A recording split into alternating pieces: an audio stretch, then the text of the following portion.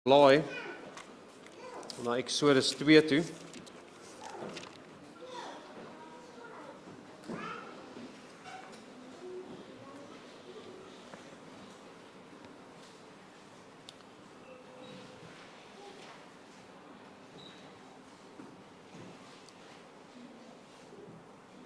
Eksodus 2, ons gaan stil staan by vers 23 tot 25. Net so oorhoofs die struktuur van die twee hoofstukke wat ons nou na gekyk het. Hoofstuk 1 is 'n inleiding van die situasie in Egipte vir die Eksodus om te kan plaasvind. Die uitgang uit Egipte, dis slawerny en is regtig erg. En hoofstuk 2 gaan dan hoofsaaklik oor Moses, die inleiding tot hierdie verlosser wat die volk uit Israel gaan verlos. En dan kry ons hierdie laaste 3 versies waarop ons nou gaan stil staan, wat ons weer net 'n perspektief gee op hierdie hele inleiding. Hoofstuk 1 en 2 kan dien as 'n inleiding tot die boek. Hierdie laaste paar versies gee ons net weer die regte perspektief van wat is regtig hier aan die gang. Ons moet nie te vinnig vasgevang raak in die details nie. Kyk weer na die groot prentjie, die groot storie. Kom ons lees daai 3 versies. So dis nou nadat Moses in die woestyn ingevlug het. Hy het uiteindelik getrou en 'n seun gekry en hy het gesê ek is 'n vreemdeling in 'n vreemde land. En dan hoofstuk 2 vers 23. En in daardie lang tyd het die koning van Egipte gesterwe en die kinders van Israel het gesug en geweeklaag vanweë die slawerny. En hulle geroep om hulp oor hulle slawerny het opgeklim tot God. En God het hulle gekerm gehoor. En God het gedink aan sy verbond met Abraham, met Isak en met Jakob. En God het die kinders van Israel aangesien. En God het hulle geken. Net daai 3 versies staan, waarby ons vanoggend stil staan.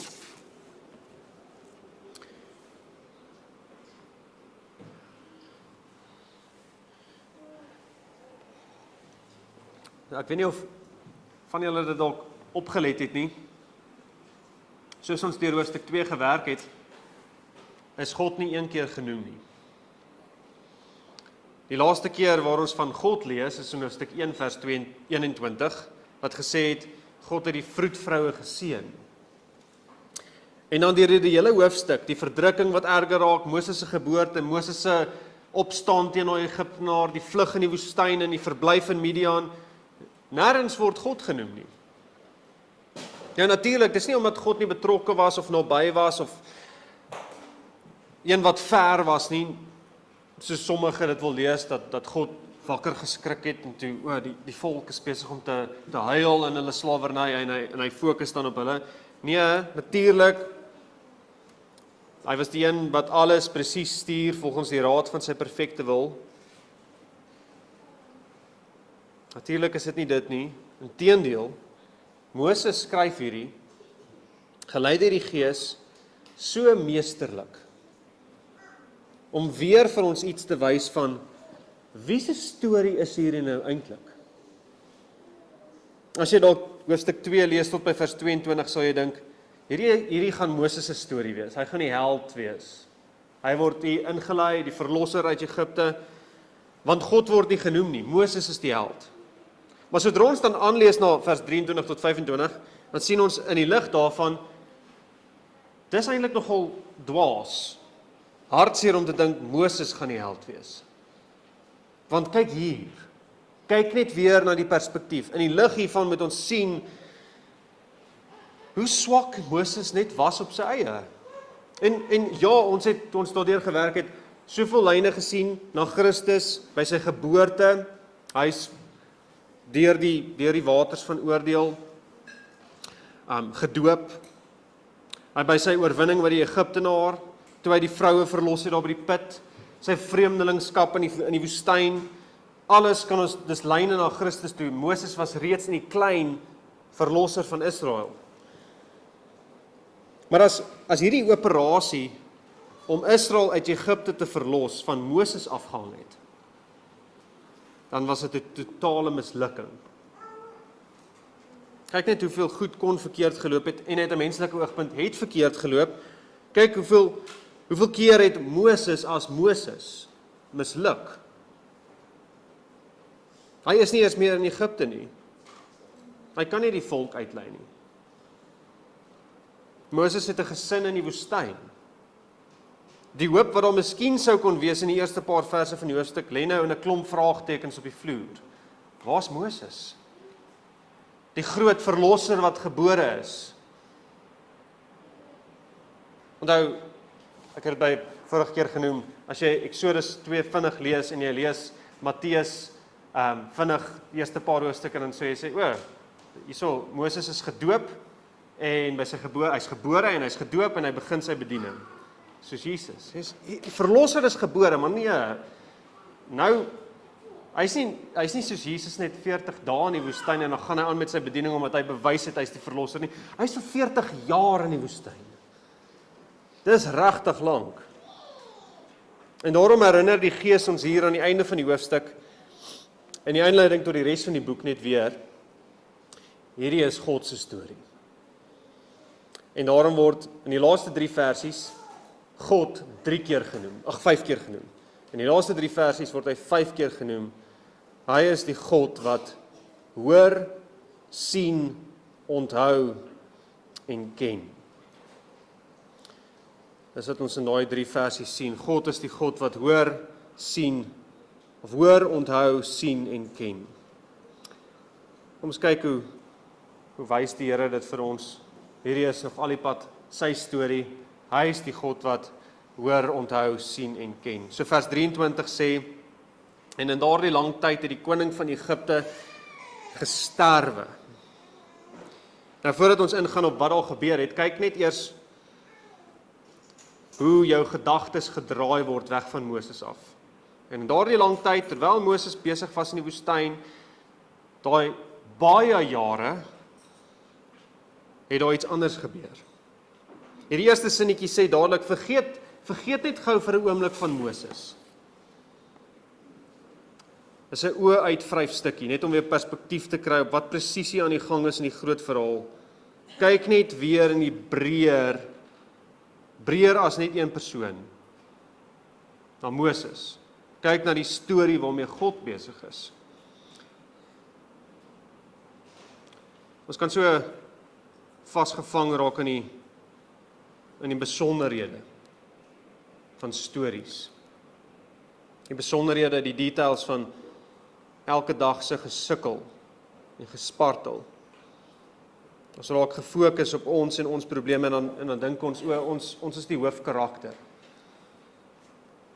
Maar die manier hoe die Here sy storie hier vertel, hy sê vir jou, lees die storie. Moenie stil staan by die punt nie. Lees die storie aan, gaan blaai om. Hierdie is sy storie om sondaars soos jy te verlos, sodat jy geken kan word en dat hy jou ken en dat jy hom ken en dat jy hom kan eer vir ewig. So hou op jou blind staar teen die letters. Lees die storie. Kyk waarmee is God besig in sy koninkryk. Kyk waarmee is God besig in jou lewe. Nie dat jy gemaklik kan raak nie, maar dat jy hom kan ken, bruikbaar kan word in sy koninkryk. Kyk na die een wat besig is om die omstandighede te stuur.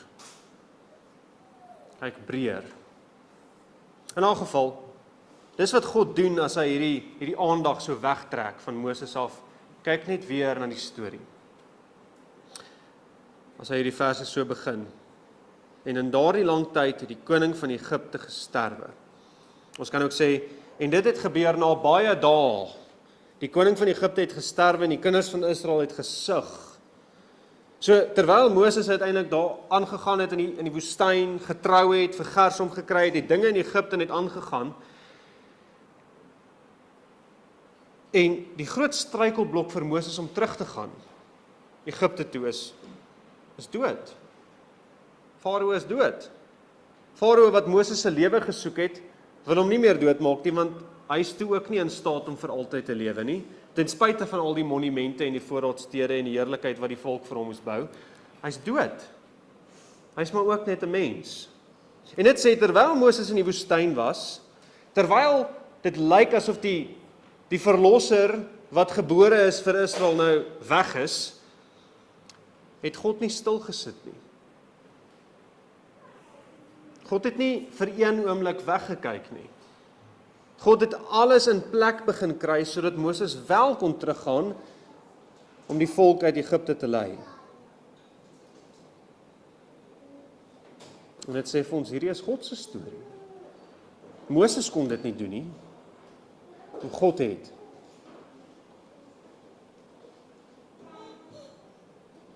Volk moes nog steeds uit Egipte gelei word. En daarom berei God dit voor.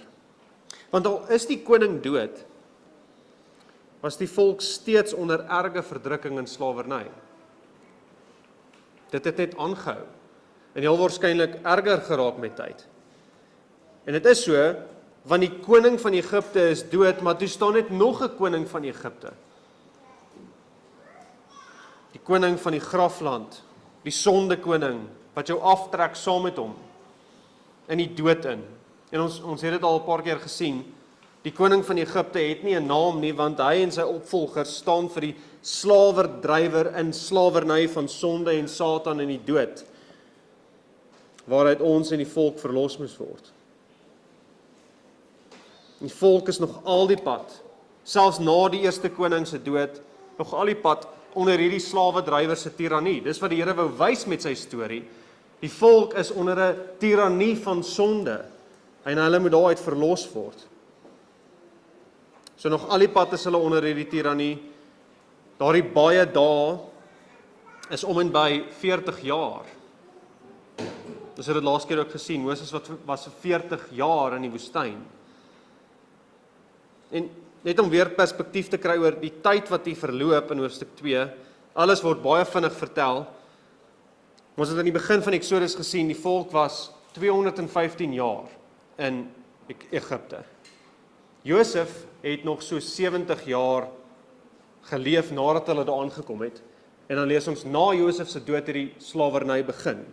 Dit beteken die totale jare van verdrukking, hierdie erge verdrukking waarvan hierdie verse praat, was 145 jaar. Min of meer.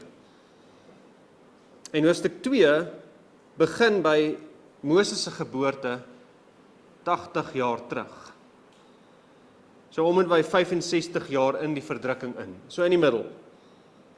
Moses was 40 toe hy woestyn toe is, en hy is 40 jaar in die woestyn. En dit alles word baie vinnig vertel, maar dink jou dit in. Jy kan nie eers meer onthou toe hulle begin het om die seentjies dood te maak nie. Dit is 80 jaar terug. Vir 80 jaar gaan dinge aan soos wat dit was, net daar aan die einde van hoofstuk 1.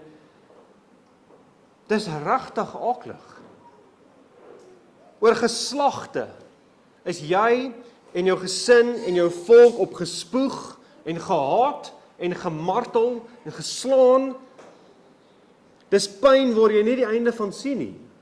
Jy dink na die eerste geslag nou, 20 jaar is regtig lank. En dan kom maar nog 20 jaar. En dan gaan oupa dood. Oupa wat nog vir oupa Jakob geken het. En dan gaan my pa dood. En nog steeds is dit daar. Nog steeds dieselfde. Nog steeds dieselfde verdrukking van verdriet, seer, moeg, van dag in en dag uit se martelende aakligheid.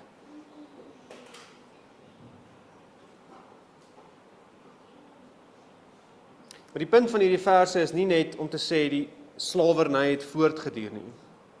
In vers 23 gaan verder, en die kinders van Israel het gesug en geweeklaag vanweë die slawerny, en hulle geroep om hulp oor hulle slawerny het opgeklim tot God.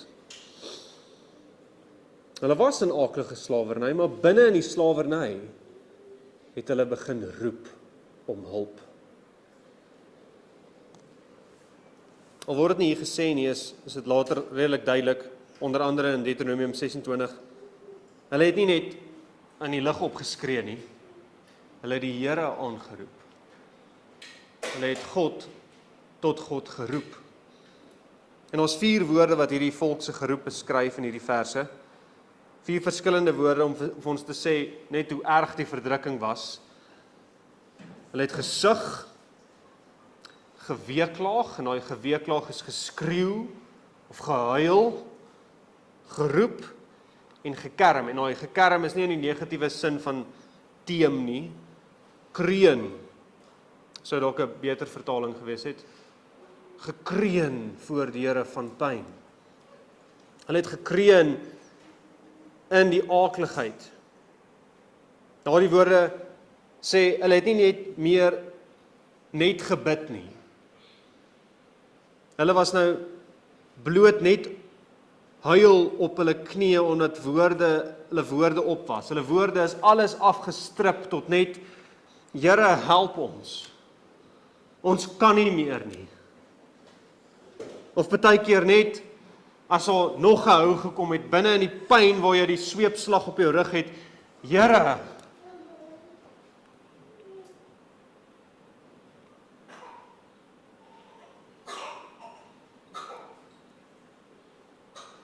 was julle al daar?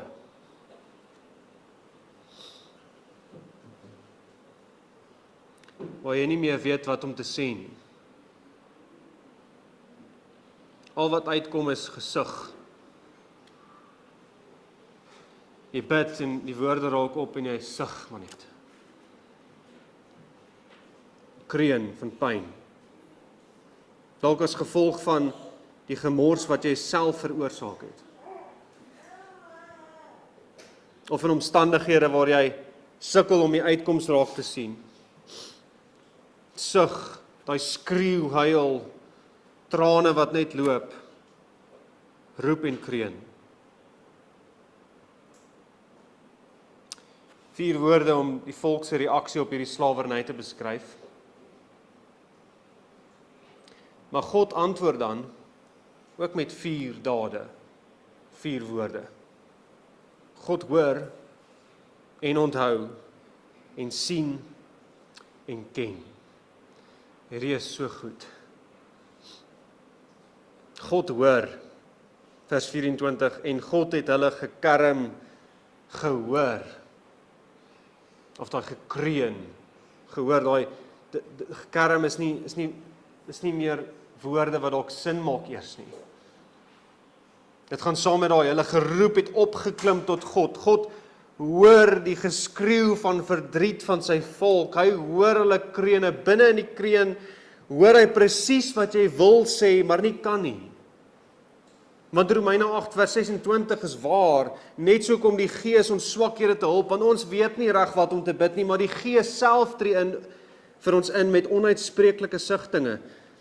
As jy nie meer die woorde het nie, is dit steeds die Gees wat vir jou intree met onuitspreeklike sigtinge.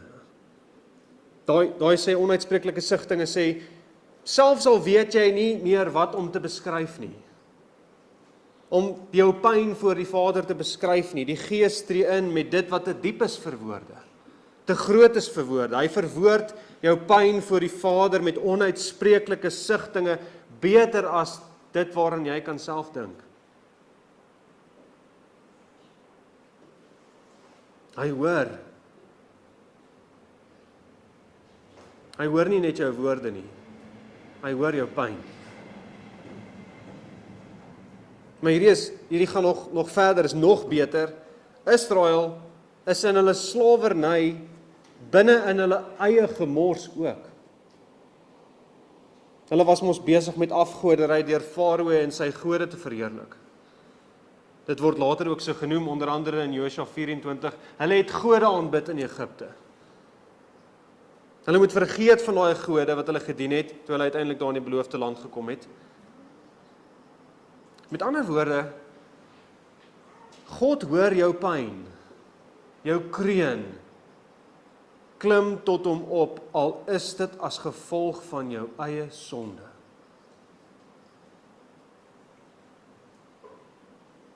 Al is jou gemors, juis opstand teen hom. Hy hoor jou pyn.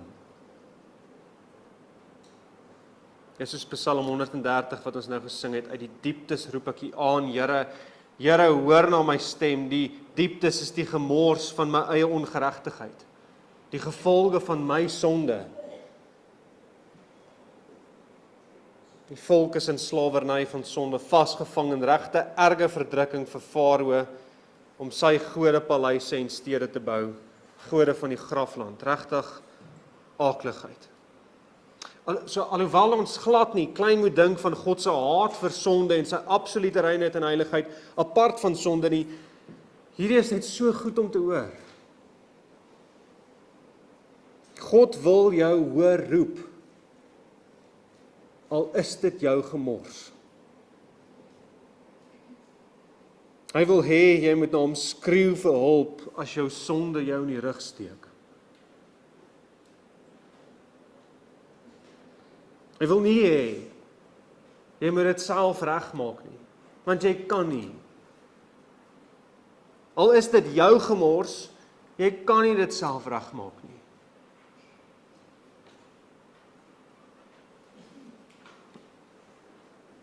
Dis die Vader wat ons het.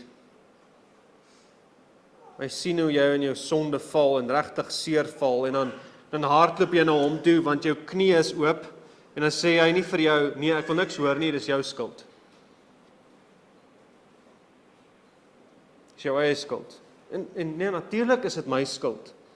En hy gaan dit ook vir my wys in sy liefde, maar my Vader hoor na my geroep in my pyn, elke klagte, gelowige, hy hoor jou roep.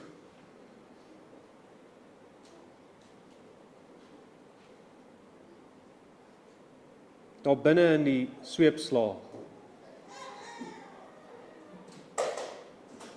Nie net jou geroep met stilte tyd in die aand nie. Binne in die sweepslaag. God onthou ook. Hy onthou sy verbond. Dis vers 24 verder. En God het gedink aan sy verbond met Abraham, met Isak en met Jakob. Daai woordjie gedink aan is onthou. Hy het onthou. Watter verbond onthou hy? Dis die verbond van genade wat God met Abraham gesluit het en weer met Isak en weer met Jakob hernie het. Spesifiek die belofte van Genesis 15 vers 13 tot 14 waar hy sê vir Abraham, weet verseker dat jou nageslag vreemdelinge sal wees in 'n land wat nie aan hulle behoort nie en daar sal hulle diensbaar wees en verdruk word, maar ek sal ook die nasie oordeel aan wie hulle diensbaar moet wees en daarna sal hulle uittrek met baie goed. Hy het beloof hy sal hulle verlos uit Egipte. Dis uiteindelik die toepassing van die genadeverbond van Genesis 3 vers 15. God dink, hy onthou sy belofte dat die slang se kop vermorsel sal word, dat die vyand vernietig sal word. Hy dink aan sy belofte dat Christus die oorwinnaar verlosser koning sal kom om sondaars te red uit die kloue van sonde en Satan. Hy onthou dit. Hy dink aan al sy beloftes wat saamtrek in sy seun se lewe en werk. En Abraham, Isak en Jakob word nie verniet genoem nie. Hierdie verbond wat God onthou, is 'n verbond deur geslagte. En hy het dit met elke geslag weer bevestig. Deur die geloof kan ons waarlik God ken en deur hom geken word. Deur die geloof kan ons al die seëninge van hierdie verbond ontvang. En dit word weer met elke geslag bevestig. Deur Abraham, Isak, Jakob en daarom ook vir Moses, daarom vir Israel wat daar in Egipte is. Hy is die God van trou in sy verbond. En omdat hy so is hy ook die God van ons gemeente. Want hy is trou in sy verbond. Hy is ook die God van jou gesin. Want hy bly getrou. Hy onthou hierdie verbond. Nie omdat hy op 'n stadium vergeet het nie, besig geraak het en toe skreeu Israel om wakker nie. Onthou in die Bybel is nie net dit nie, ek het vergeet en nou onthou ek weer nie. Onthou word gebruik om te praat van kennis word toegepas. As ek dit onthou, dan gaan ek nou optree op grond van daardie kennis. Die woordjie word regtig baie gebruik in die Bybel en God is by amper die helfte van die kere die een wat onthou. En dan beteken dit elke keer hy doen op grond van die kennis van sy belofte. Hy tree op grond van sy belofte wat hy vroeër gemaak het. As God onthou, beteken dit God gaan nou konkreet doen. Optree uit dit wat hy onthou. Op grond van sy verbond. So God het dus in tyd, op presies die regte tyd, besluit om die beloftes van die verbond met Abraham toe te pas. Hy het op grond van sy belofte op presies die regte tyd besluit om uiteindelik mens te word. Want hy het onthou.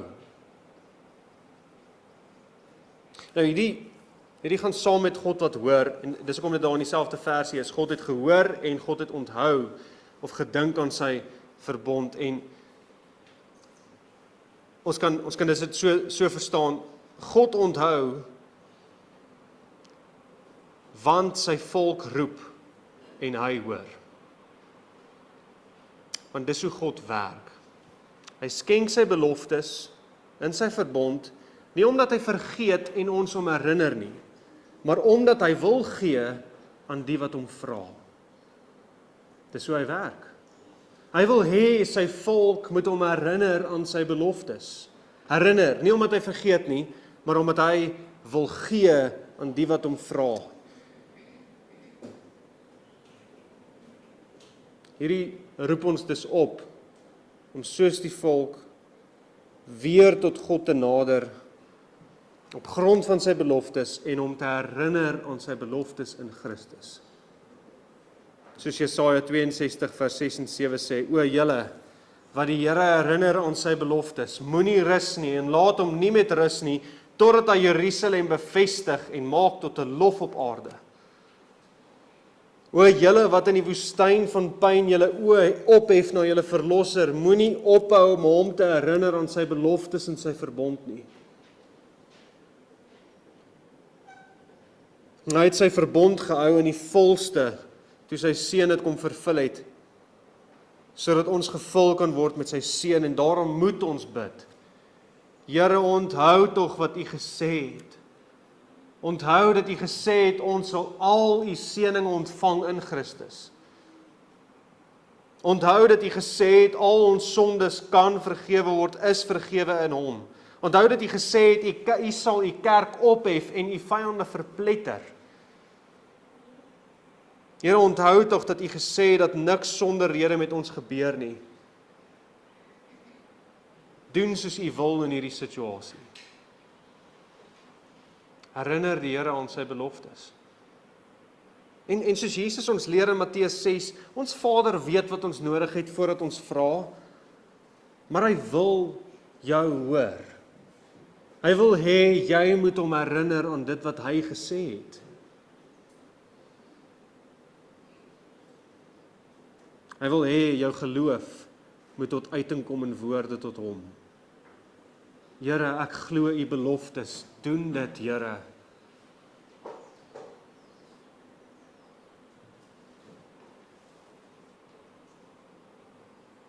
En waarom ja, jy sê vir die Here wat hy reeds weet.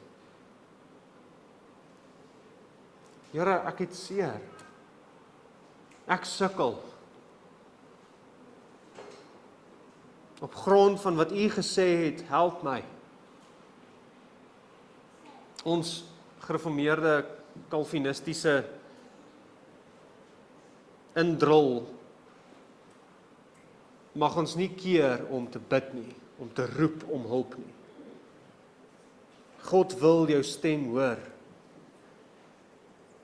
Hy wil hê jy moet opkyk en met hom praat. Vra, roep om hulp, maar ook sê, Here, dit wat hy reeds weet. Hy weet van al sy beloftes en hy weet van jou pyn.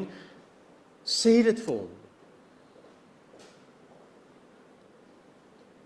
Wat sê Psalm 12, vers 6, oor die verdrukking van die ellendiges, oor die gesig van die behoeftiges sal ek nou opstaan, sê die Here, ek sal hom in veiligheid stel wat daarna smag. Die gesig van die behoeftiges lei tot verlossing.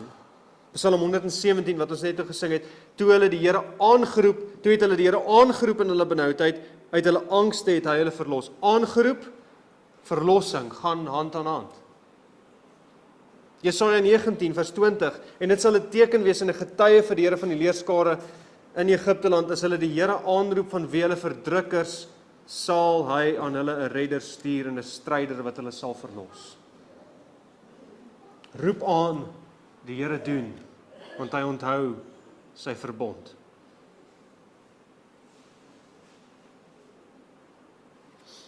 So gaan julle so na die genadetroon toe, in julle ellende, of probeer julle dit eers self oplos, want dit is mos my gemors.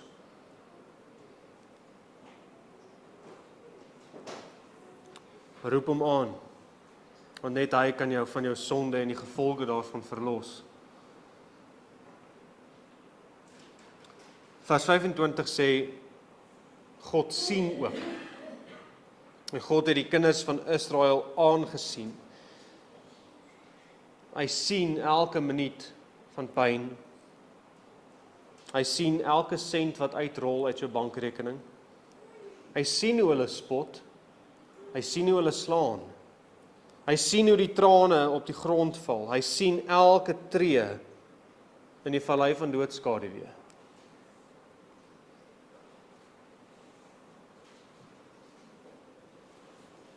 Hy sien die gesukkel.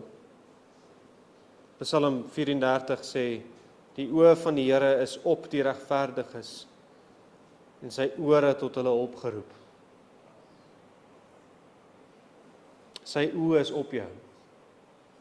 Maar hierdie sien en kyk is meer as net God wat alles weet. Natuurlik sien hy alles, hy is oral en hy weet alles, natuurlik.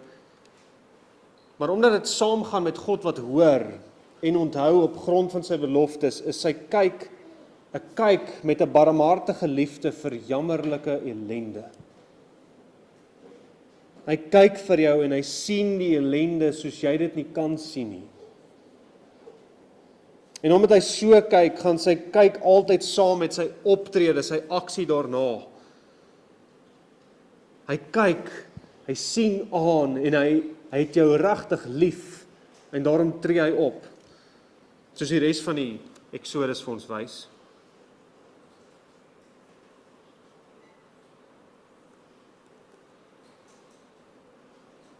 Hy het aan sy verbond gedink, soos hy vir hulle gekyk het.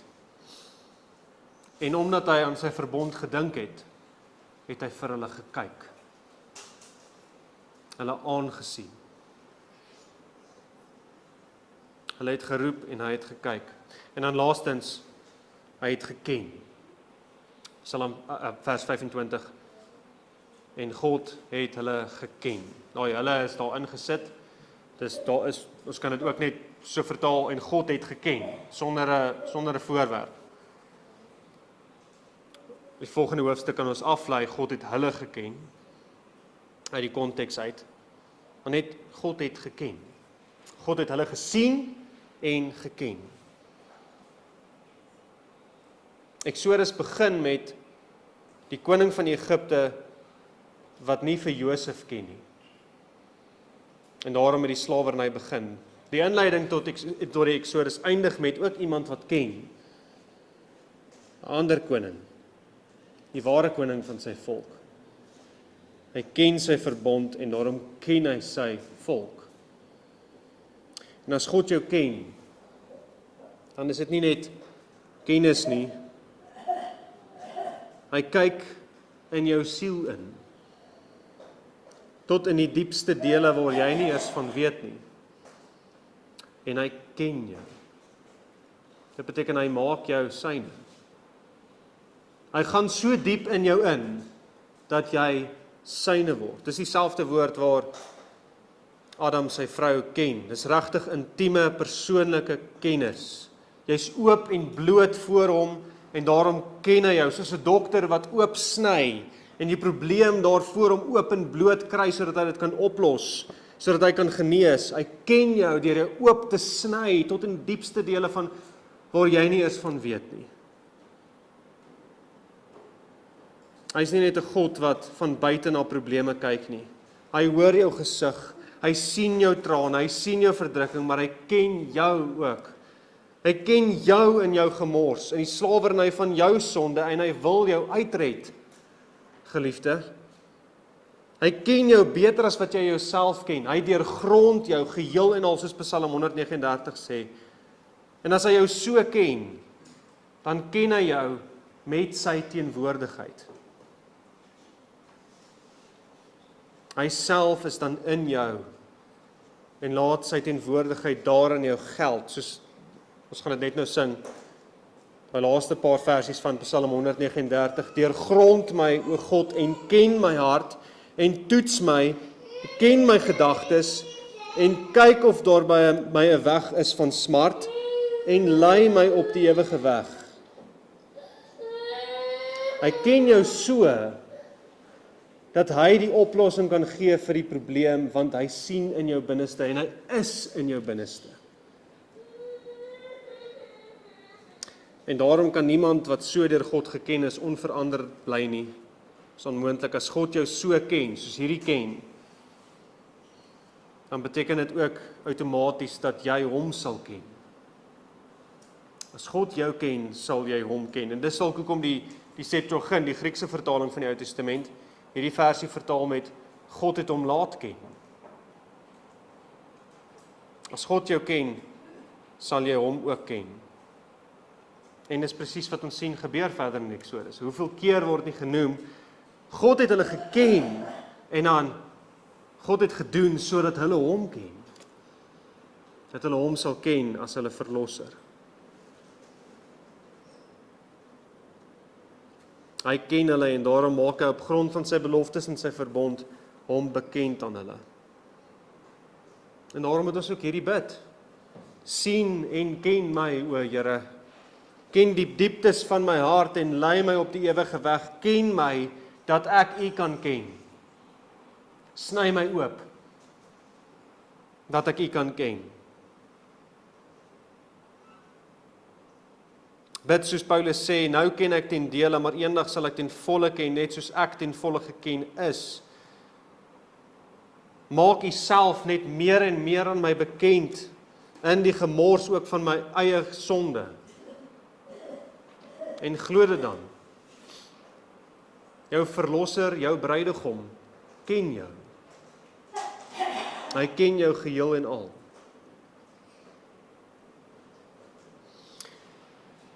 So die volk sug en huil en roep en kreun.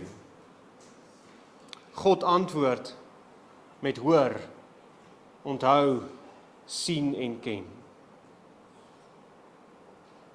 Dit alles op grond van sy beloftes waarin hy dink. En hy doen dit want sy volk vra. Nie omdat ons dit by hom verdien met ons gebede nie, of omdat ons hom wakker maak nie, nee, God wil gee aan die wat die seën van sy verbond van hom vra. God wil jou hoor roep. Daarom, o julle wat die Here herinner aan sy beloftes, moenie rus nie, en laat hom nie met rus nie, totdat hy Jerusalem bevestig, en maak tot 'n lof op aarde. Amen.